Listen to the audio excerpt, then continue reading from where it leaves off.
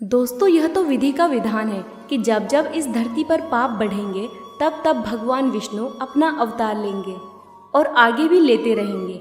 जैसे कि सतयुग में नरसिंह भगवान और मत्स्य रूप में भगवान विष्णु ने अवतार लेकर सभी भक्तों का उद्धार किया था, और त्रेता युग में भगवान श्री राम, द्वापर युग में श्री कृष्ण और कलयुग में भगवान कल्कि के रूप में अवतार लेंगे।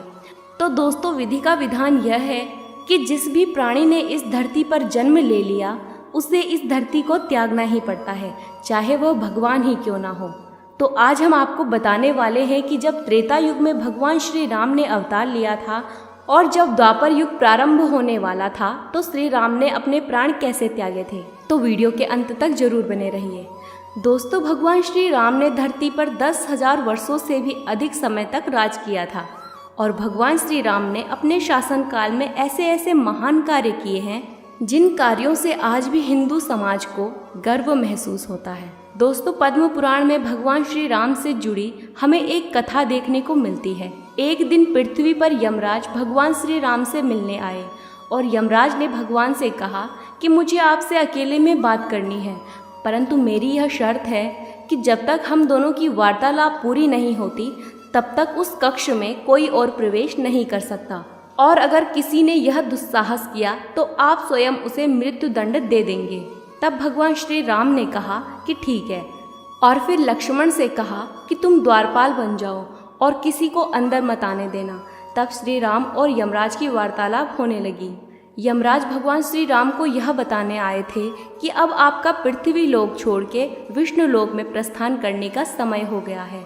परंतु तभी महल में दुर्वासा ऋषि आ जाते हैं और श्री राम से मिलने के लिए बोलते हैं, परंतु द्वार पर खड़े लक्ष्मण जी कहते हैं कि अभी आप अंदर नहीं जा सकते, और दुर्वासा ऋषि तो पहले से ही अपने क्रोध के लिए जाने जाते थे।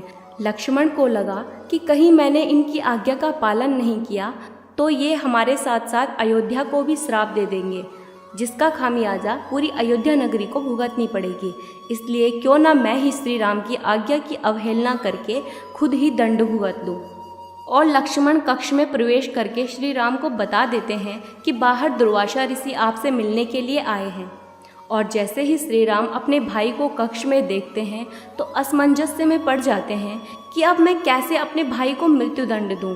लेकिन श्री राम मृत्युदंड को छोड़कर अपने भाई को देश निकाला कर देते हैं, क्योंकि देश निकाला मृत्युदंड के ही बराबर माना जाता है। लेकिन लक्ष्मण श्री राम के बिना नहीं रह सकते थे, इसलिए उन्होंने अपने जीवन का त्याग करना ही उचित समझा, और उन्होंने फिर सरयू नदी के पास जाकर जल समाधि ले ली। समाधि लेने के बाद वह शेषनाग के अवतार में प्रसिद्ध हो गए, जिससे उन्हें शेषनाथ भी कहा जाता है। फिर श्री राम भी लक्ष्मण के बिना नहीं रह पाए, और फिर श्री राम ने सोचा कि अब मैं भी अपने धाम चला जाता हूँ। फिर श्री राम ने अपना राजपाट अपने भाइयों को देकर सब कुछ त्याग कर सरयू नदी के अंदर जाकर समाधि ले ली, और वह फिर कुछ क्षणों बाद विष्णु के अवतार में अपने भक्तों को दर्शन देते हैं, और उसके बाद फिर श्री राम विष्णु अवतार में बैकुंठ धाम चले जाते हैं। तो दोस्तों, आपको यह कथा कैसी लगी हमें कमेंट करके ज़रूर बताएं। साथ ही साथ हमारे चैनल को सब्सक्राइब करें, और अगर आप यह वीडियो फेसबुक पर देख रहे हैं तो हमारा फेसबुक पेज लाइक और फॉलो ज़रूर करें।